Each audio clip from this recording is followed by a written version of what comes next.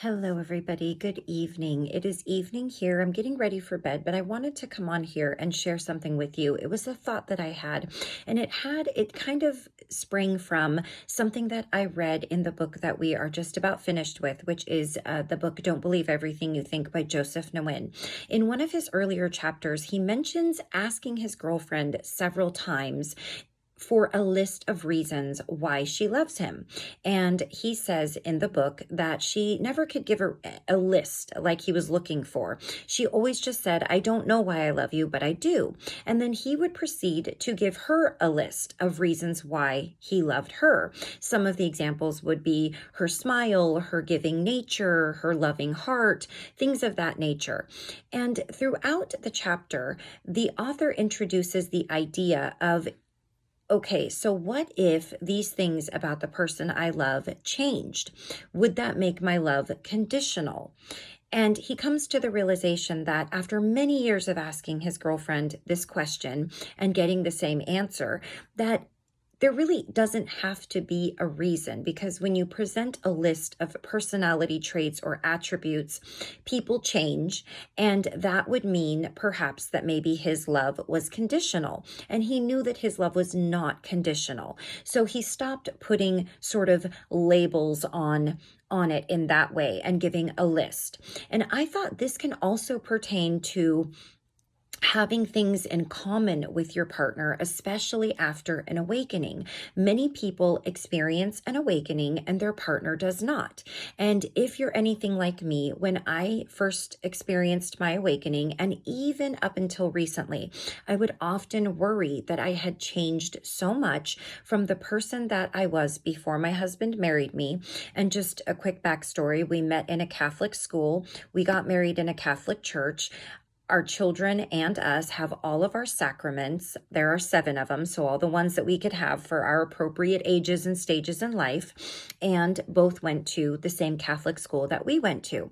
So that was something that we always shared, was our religious faith. Now, were we always good about practicing our religious faith, going to church every Sunday?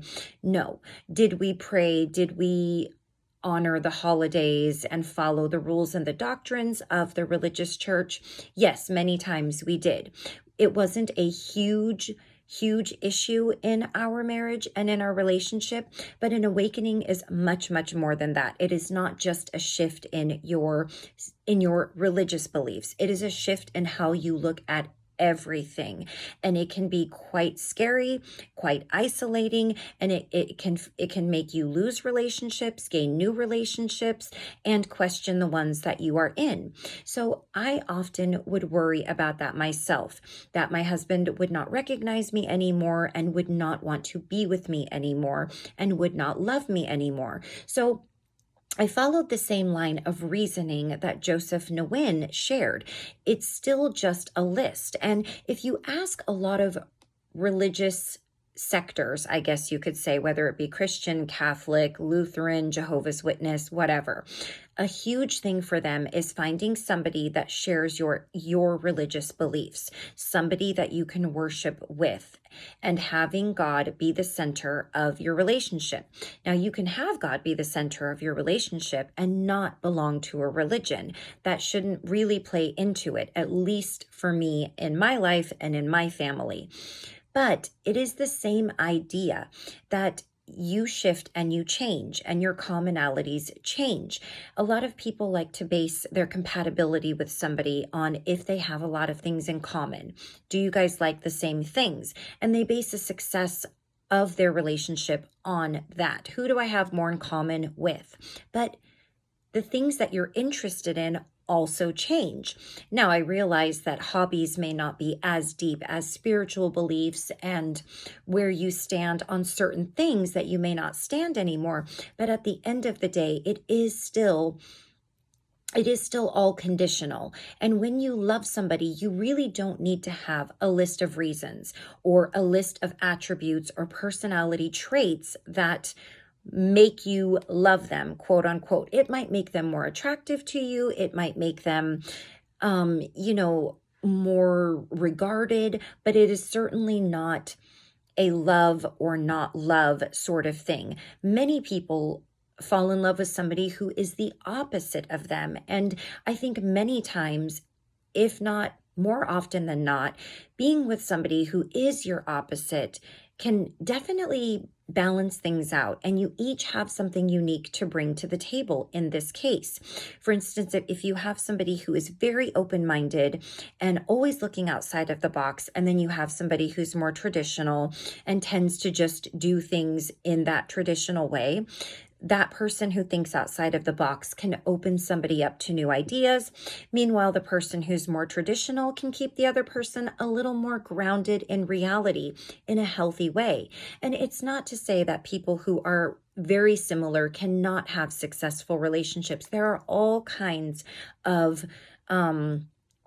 what's the word I'm looking for? There are all kinds of combinations that you can put together and have a successful relationship. But there really doesn't need to be a definitive reason to love somebody. You can love them and just love them and not come up with a list of why you love them. Because if that list changes, and if you go through an awakening, that list does indeed change, from your interests to the way you look at political things, to the things that you like to see on TV or listen to on social media, to religious beliefs that you don't follow anymore, to your morals, you name it. Every aspect of a person's innermost thoughts, feelings, and morals sort of shift. And of course, that really can't be avoided. Once you experience an awakening, there really is no going back. It's very difficult to do. I'm sure it can happen, but most people don't want to go back because they simply know that what they've believed is just not the truth. And once you know the truth, it's really hard not to know it, whatever that is for you.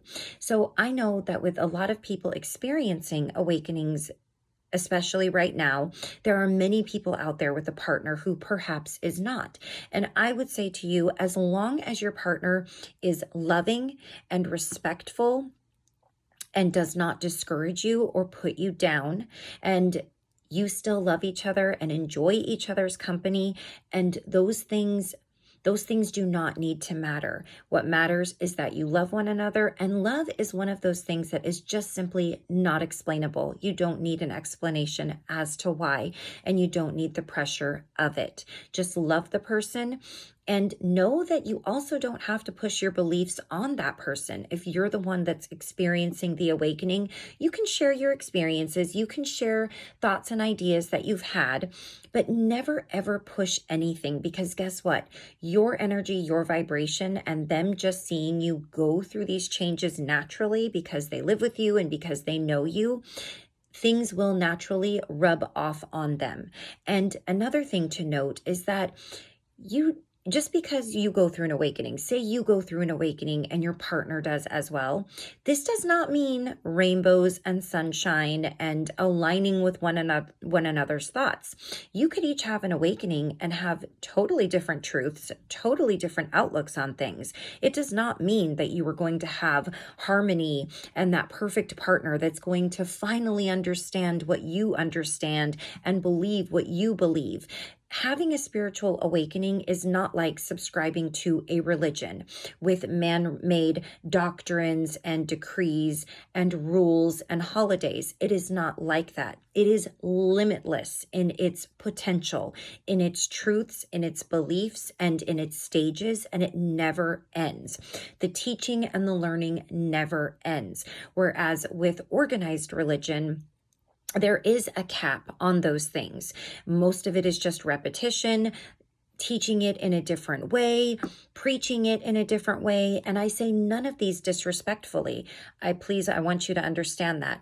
But there is a big difference in switching from a religion and actually having an entire shift in your being.